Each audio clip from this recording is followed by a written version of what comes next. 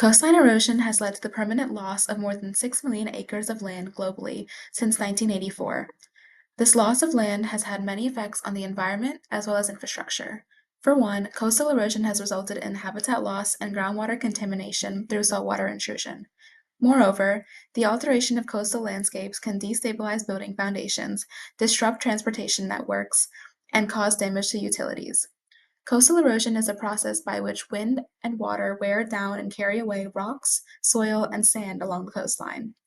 While coastal erosion is a natural process, the severity of the issue has worsened in recent years due to global sea level rise. Wind erodes coastlines in powerful ways. Some methods of erosion include deflation, which occurs by wind lifting up loose particles, leaving a stony surface behind, while abrasion happens when windblown sand scours and smooths rock surfaces. Heavy particles move via surface creep, where these particles will roll across the ground.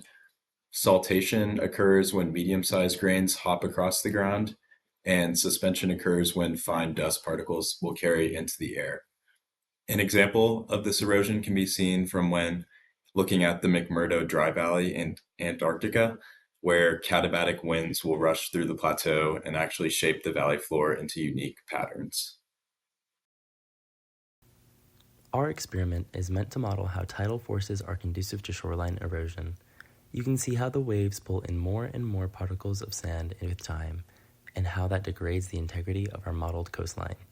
In a real-world setting, this would appear as a receding coastline, where the land of the beaches and coasts is eroded by the tides, and the sea gradually eats away at that land, pushing further inland. In this next portion, we wanted to simulate a real-world erosion control technique. The reason that coasts and shores struggle so greatly with erosion is because their composition is most often that of fine-grained soils. Waves cause a continued attrition on the soil, lifting those loose particles of sediment from the soil and pulling them into the ocean. While ocean tides may also deposit sediments and replenish the soil, there are many instances globally where this isn't the case, simply due to the nature of ocean currents. This is what makes coastline erosion a pressing problem. In our model, we implemented an erosion control method meant to mimic a rock wall. You can see how the rock wall absorbs much of the kinetic energy of the tidal motion, and that energy absorption is key. It is the kinetic energy that is dislodging the sediments and eroding the soil, so by reducing the amount of energy that the soil is experiencing, we can reduce the rate of erosion. Most erosion control methods, at their heart, pursue this goal. Coastal erosions threaten more than just beaches. It reshapes entire ecosystems, damages infrastructure, and weakens defenses like dune and wetlands. To combat this, engineers and environmental scientists use both natural and engineered approaches. Natural or bio-based solutions include planting native vegetation, such as mangroves, to stabilize soil and filter runoff. Beach nourishment restores lost sand, while rock armor or gabions absorb wave energy to using natural materials.